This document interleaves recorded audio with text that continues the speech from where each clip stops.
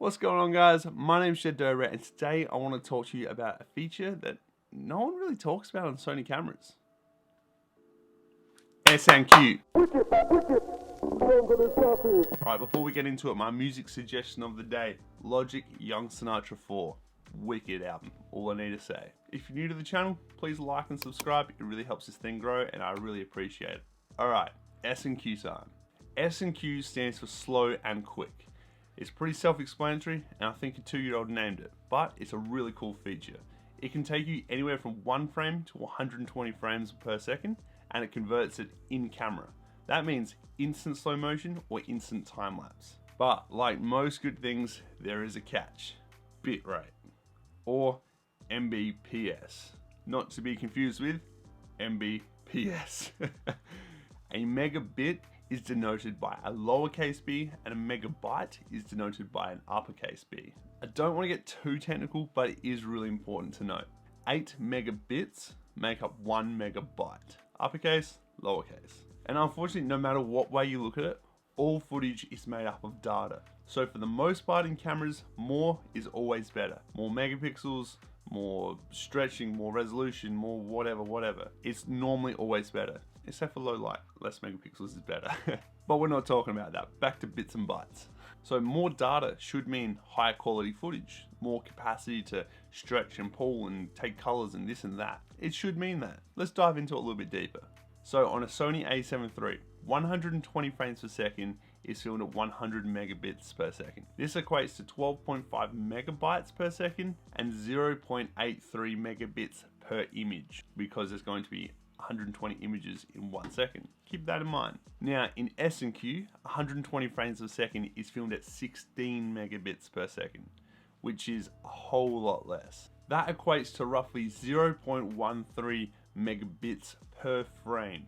So a long way off the 0.83, which is still somewhat low in itself, but it's still a massive difference from what we get in S&Q. So how much of a difference does it actually make? Let's jump into some real world tests and actually see the difference. I'm going to put them up side by side, give you a few seconds, see if you can work out what's what, and then I'll reveal the answers on the screen, and let me know down in the comments how many you get right, how many you get wrong. I'll be, curious to know.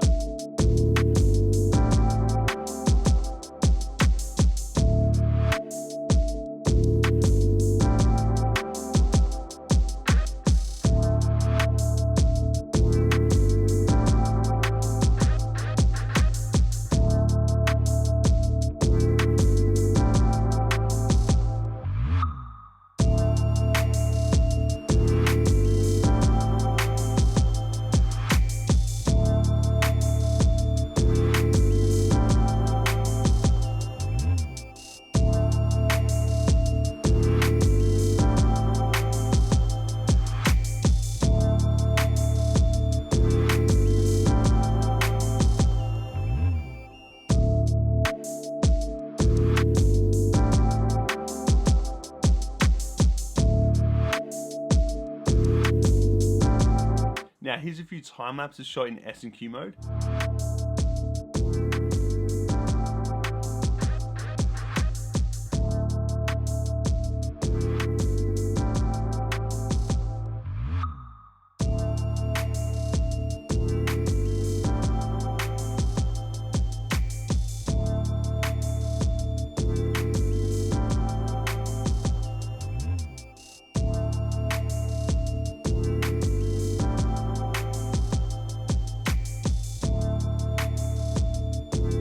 Good thing about this is, compared to doing it the correct way, this is going to save you an absolute ton of time. The downside, you don't have individual images to work with.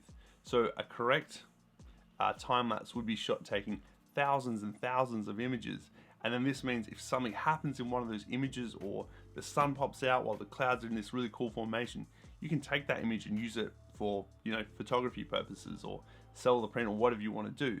With S&Q, it sits together in a video file at a lesser quality, so you won't be able to do that. It is going to save you a bunch of time and a bunch of space, because when you're taking thousands of photos that you want to stitch together, you need to import them to Lightroom, make your adjustments, take them out, put them through other programs, and stitch it all together and bring it down. That's a lot of a process. That's a lot of a process. But for me, in certain things, time and space is a real big thing.